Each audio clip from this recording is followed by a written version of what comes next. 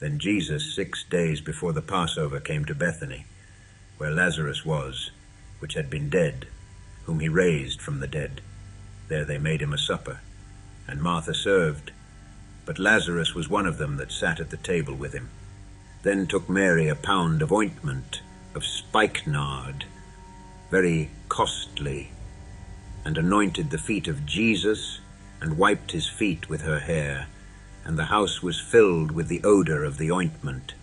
Then saith one of his disciples, Judas Iscariot, Simon's son, which should betray him, Why was not this ointment sold for 300 pence and given to the poor? This he said, not that he cared for the poor, but because he was a thief, and had the bag, and bare what was put therein. Then said Jesus, Let her alone.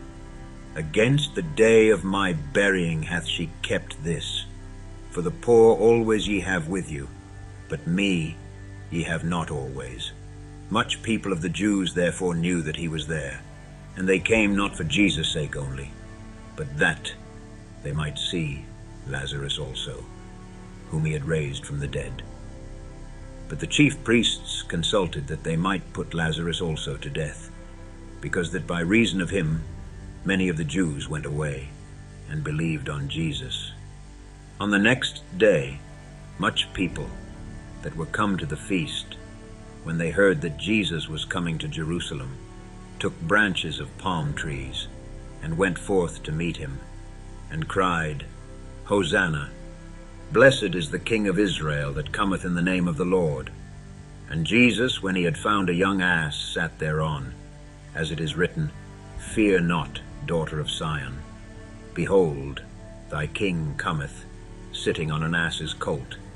These things understood not his disciples at the first, but when Jesus was glorified, then remembered they that these things were written of him, and that they had done these things unto him.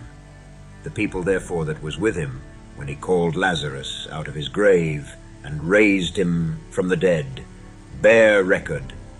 For this cause the people also met him, for that they heard that he had done this miracle. The Pharisees therefore said among themselves, Perceive ye how ye prevail nothing? Behold, the world is gone after him. And there were certain Greeks among them that came up to worship at the feast.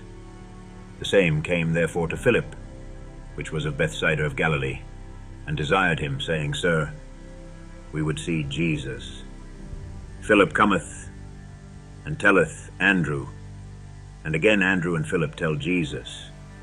And Jesus answered them, saying, The hour is come that the Son of Man should be glorified. Verily, verily, I say unto you, except a corn of wheat fall into the ground and die, it abideth alone. But if it die, it bringeth forth much fruit. He that loveth his life shall lose it, and he that hateth his life in this world shall keep it unto life eternal. If any man serve me, let him follow me, and where I am there shall also my servant be. If any man serve me, him will my Father honor. Now is my soul troubled, and what shall I say? Father, save me from this hour. But for this cause came I unto this hour. Father, glorify thy name. Then came there a voice from heaven, saying, I have both glorified it, and will glorify it again. The people therefore that stood by and heard it said that it thundered. Others said, An angel spake to him. Jesus answered and said, This voice came not because of me, but for your sakes. Now is the judgment of this world. Now shall the prince of this world be cast out. And I, if I be lifted up from the earth, will draw all men unto me. This he said, signifying what death he should die. The people answered him, We have heard out of the law that Christ abideth for ever. And how sayest thou, the Son of Man must be lifted up? Who is this Son of Man? Then Jesus said unto them, Yet a little while is the light with you.